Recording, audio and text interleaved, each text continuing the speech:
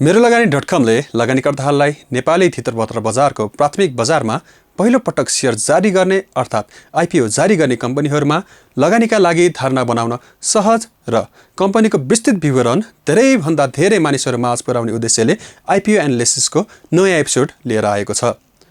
नमस्कार, म सौरभ देवकोटा। आज हामी मिटसोलु हाइड्रो पावरको आईपीओमा आवेदन दिनुअघि कम्पनीको अवस्था कस्तो छ भनेर कुरा गर्न गइरहेका छौँ।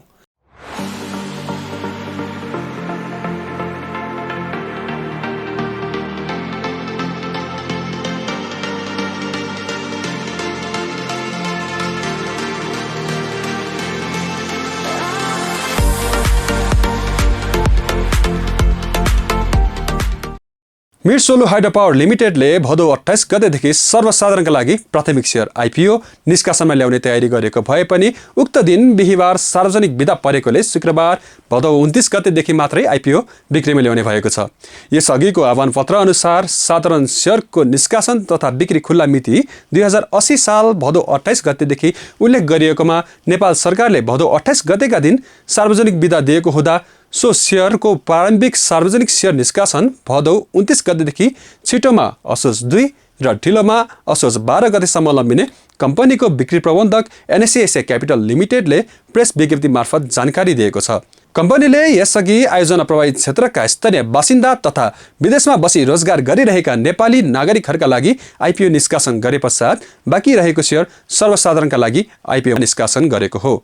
कम्पनीले पहिलो चरणमा जारी पुँजीको 10% अर्थात् 7,48,40,000 रुपियाँ बराबरको 7,48,400 किता शेयर आयोजना प्रभावित क्षेत्रका स्थानीय बासिन्दाहरूका लागि र सर्वसाधारणका लागि निष्कासन गरिने शेयरको 10% अर्थात् 74,84,000 रुपियाँ बराबरको 74,084 किता शेयर वैदेशिक रोजगारीमा रहेका नेपालीहरूका लागि निष्कासन गरी बाँडफाँड गरिसकेको छ।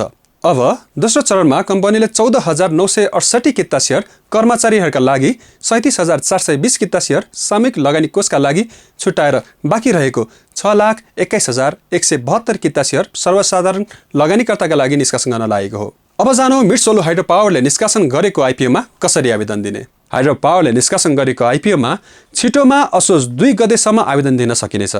यदि सो अवधिसम्ममा माग अनुसार पर्याप्त आवेदन नपरे निष्कासन अवधि असोज 12 गतेसम्म लम्बिनेछ। आईपीओमा इच्छुक लगानीकर्ताले प्रति किता 100 रुपियाँका दरले न्यूनतम 10 किता तथा सोभन्दा बढीका लागि 10 अङ्कले भाग जाने सङ्ख्यामा अधिकतम 10,000 कितासम्मका लागि आवेदन दिन सक्नेछन्। कम्पनीको आईपीओमा नेपाल धितोपत्र बोर्डबाट स्वीकृति प्राप्त गरेका सम्पूर्ण सिआस्पा सदस्य बैंक तथा वित्तीय संस्था र तिनका तोकिएका शाखा कार्यालयबाट पनि आवेदन दिन सकिनेछ। त्यसैगरी सीडीएससीले सञ्चालन गरिरहेको मेरो शेयर एपबाट पनि आवेदन दिन सकिनेछ। कम्पनीको धितोपत्र निष्कासन तथा बिक्री प्रबन्धक भने एनएससी एसिया क्यापिटल लिमिटेड रहेको छ। यस्तै प्रत्याभूतिकर्तामा सेन्चुरी क्यापिटल लिमिटेड रहेको छ। आईपीओ निष्कासनका लागि गराइएको क्रेडिट रेटिङ औसत जोखिम जनाउने रेटिङ। आईपीओ निष्कासनका लागि गराएको रेटिङमा क्रेडिट रेटिङ संस्था इक्रा नेपाल लिमिटेडले कम्पनीलाई इक्रा एनपी इस्युआर रेटिङ BB+ प्रदान गरेको छ। इक्रा नेपालले प्रदान गरेको यस रेटिङले कम्पनीको वित्तीय दायित्व वहन गर्ने क्षमता औसत जोखिम रहेको जनाउँदछ। इक्रा नेपालले कम्पनीलाई 2080 असार 31 गते क्रेडिट रेटिङ सम्बन्धी रेटिङ ग्रेड प्रदान गरेको थियो। सो रेटिङको अवधि 1 वर्ष अर्थात् 2081 असार 29 गतेसम्म बहाल रहनेछ। अब जानु यो कम्पनी कस्तो हो त। मिटसोलु हाइड्रो पावर लिमिटेड कम्पनी ऐन 2063 अन्तर्गत 2074 वैशाख 6 गते नेपाल सरकार कम्पनी रजिस्ट्रारको कार्यालय मिटसोलु हाइड्रो पावर प्राइभेट लिमिटेड कम्पनीको रूपमा दर्ता भई कारोबार सञ्चालन गर्दै आइरहेको थियो। कम्पनीमा आयोजना प्रभावित क्षेत्रका बासिन्दा तथा सर्वसाधारणहरूको जनसहभागिता विस्तार गर्ने हेतुले मिति 2068 असार 16 गते पब्लिक लिमिटेड कम्पनीको रूपमा परिणत भई मिटसोलु हाइड्रो पावर लिमिटेडको नाममा कारोबार सञ्चालन गर्दै आइरहेको कम्पनी हो। कम्पनीको रजिस्टर्ड कार्यालय काठमाडौँ जिल्ला काठमाडौँ महानगरपालिका वडा नम्बर 31 नयाँ बानेश्वरमा रहेको छ। कम्पनीको जलविद्युत उत्पादन केन्द्र सोलुखुम्बु जिल्लाको साबिकको सल्लेरी गाविस तथा हालको सोलुदुत कुण्ड नगरपालिकामा रहेको छ। कम्पनीले सोलुखुम्बु जिल्ला साबिकको सल्लेरी गाविस हालको सोलुदुत कुण्ड नगरपालिका स्थित मध्य सोलु खोला जलविद्युत योजनाबाट 9.5 मेगावाट जलविद्युत उत्पादन गर्ने उद्देश्य अनुरूप जलविद्युत आयोजनाको निर्माण उत्पादन तथा सञ्चालन गर्न नेपाल सरकार ऊर्जा जलस्रोत तथा सिँचाइ मन्त्रालयबाट 2077 साउन 22 गते विद्युत उत्पादनको अनुमति प्राप्त गरेको थियो।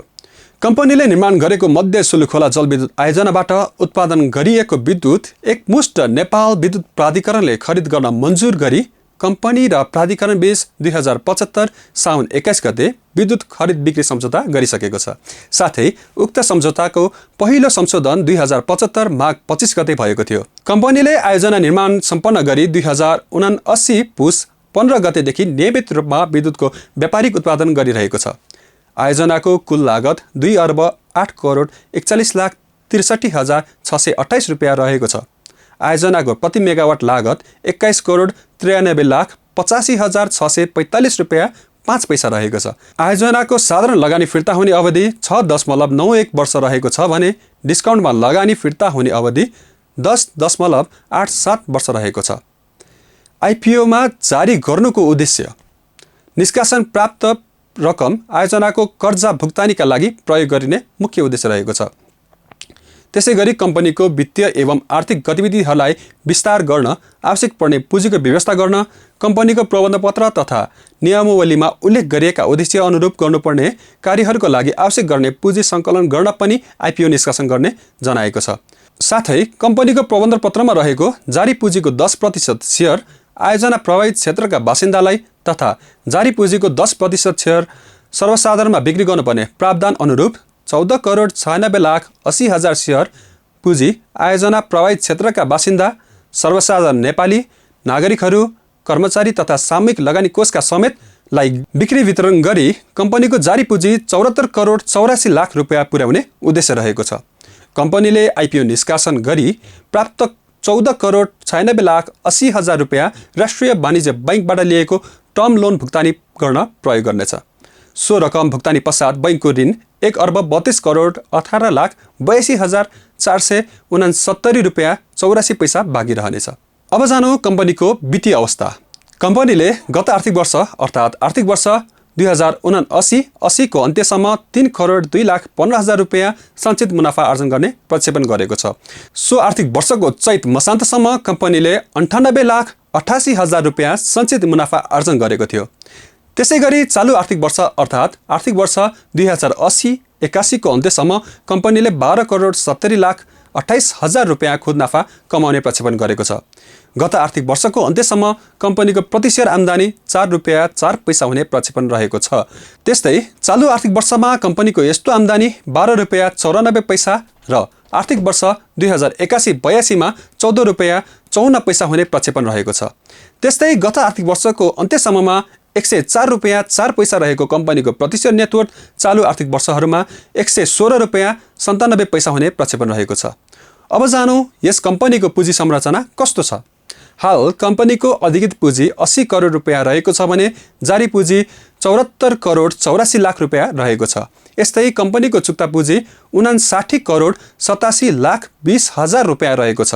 स्थानीय बासिन्दा तथा सर्वसाधारणका लागि छुट्याइएको 14,96,800 किता सेयर निष्कासन पश्चात कम्पनीको चुक्ता पुँजी 74 करोड 84 लाख रुपियाँ पुग्नेछ। आइपिओ निष्कासन पश्चात कम्पनीको सेयर स्वामित्व संस्थापक शेयरधनीहरूको 80%, सर्वसाधारणको 20% कायम हुनेछ। अब जानु सञ्चालक समितिको संरचना कस्तो छ।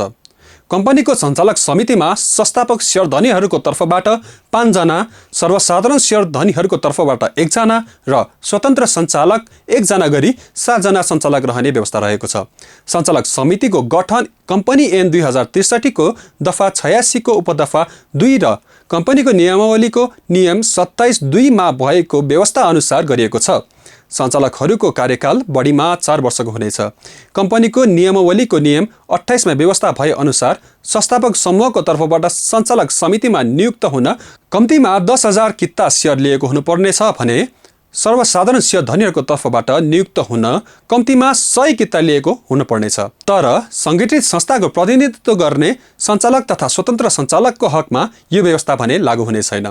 हाल कम्पनीको सञ्चालक समितिमा संस्थापक शेयरधनीहरूको प्रतिनिधित्व गर्ने 4 जना मात्रै सञ्चालक समितिमा रहेका छन्। कम्पनीको सञ्चालक समितिको अध्यक्षमा भीम बहादुर पाल रहेका छन्। त्यस्तै कम्पनीका प्रबन्ध सञ्चालक रमेश राज गौतम रहेका छन् भने अन्य सञ्चालकहरूमा दीपक राज जोशी र प्रवृत्ति गौतम रहेका छन्। अब जानौँ कम्पनीको भावी योजना तथा रणनीतिहरू। कम्पनीको मुख्य उद्देश्य आर्थिक वर्ष 2080-81 भित्र नेपालको जलविद्युत विकासमा एक अग्रणी कम्पनीको रूपमा स्थापित गर्नु रहेको छ। त्यस्तै नयाँ जलविद्युत आयोजनाहरूको सम्भाव्यता अध्ययन गरी जलविद्युत आयोजनाहरूमा निर्माण गर्ने कम्पनीले सरकारी निकायहरूसँग भएको सम्झौता बमोजिम देशमा रहेका जलस्रोतको अधिकतम उपयोग गरी विद्युत उत्पादन गरी नेपाल विद्युत प्राधिकरणलाई बिक्री गरी देशलाई विद्युतमा आत्मनिर्भर बनाई देशलाई समृद्ध बनाउन सहयोग गर्ने कम्पनीको योजना रहेको छ। कम्पनीको प्रबन्धन पत्रको दफा 4 मा उल्लेख भए बमोजिमका उद्देश्यहरू प्राप्तिका लागि व्यावसायिक रूपमा सम्भाव्य देखिएको जलविद्युत आयोजनाहरूमा लगानी गर्ने योजना पनि कम्पनीले बनाएको छ। कम्पनीले आफ्नो पुँजी तथा दायित्व समेतलाई विचार गरी आफ्नो उद्देश्य प्राप्तिका लागि व्यावसायिक रूपमा सम्भाव्य देखिएका अन्य जलविद्युत आयोजना कम्पनीहरूमा लगानी गर्ने रणनीति बनाएको छ। यसका लागि आगामी आर्थिक वर्ष 2080-81 भित्र सम्भाव्य आयोजनाहरूको पहिचान गरी निर्माण कार्य सुरु गर्ने कम्पनीको रणनीति रहेको छ। त्यस्तै नयाँ आयोजनाहरूको अध्ययन गर्ने र त्यसमा लगानी गर्न उपयुक्त भए नभएको निर्णय गर्ने, लगानी गर्न उपयुक्त लागेका आयोजनाहरूमा लगानी गर्ने रणनीति अख्तियार गर्नेछ। लगानी सम्बन्धी निर्णय गर्दा लगानीको समुचित प्रतिफल प्राप्त गर्नतर्फ विशेष ध्यान दिने रणनीति पनि कम्पनीले अख्तियार गर्नेछ। हस् त आजका लागि मिर्सोलु हाइड्रो पावरको आइपिओ एनालाइसिस यति नै। आगामी साता यस्तै कार्यक्रमहरू लिएर आउने नै छौँ। कार्यक्रम कस्तो लाग्यो कृपया कमेन्टमा आफ्नो प्रतिक्रिया व्यक्त गर्नुहोला। कार्यक्रम मन परेमा लाइक गर्नुहोला अनि यस युट्युब च्यानललाई सब्स्क्राइब गर्नुहोला। अर्को कार्यक्रममा उपस्थित नहुन्जेल म सौरभ बिदा हुन्छु। धन्यवाद, नमस्ते। अब कुनै पनि स्टक किन्न र बेच्न कसैको हवाला पछाडि लाग्नु पर्दैन, न त मार्केट एनालाइसिसमा धेरै समय नै खर्चिनु पर्छ। किनभने मेरो लगानी टेक्निकल न्युजलेटरको अपार सफलतापछि अब हामीले लिएर आएका छौँ एआई एसिस्टेड टेक्निकल चार्ट्स। 15 वर्षभन्दा बढी अनुभव भएका प्राविधिक विश्लेषकहरूद्वारा परीक्षण गरी प्रमाणित गरिएको यो टेक्निकल चार्टले तपाईँलाई कुनै पनि स्टक, सेक्टर र नेप्सेको निष्पक्ष विश्लेषण प्रदान गर्छ र शेयर बजारको लेटेस्ट डाटाहरूलाई दिनहुँ एनालाइसिस गरी शेयर किन्ने, बेच्ने वा होल्ड गर्ने अवस्थाको बारेमा विस्तृत जानकारी टेक्निकल एनालाइसिसको पर्सपेक्टिभबाट दिन्छ।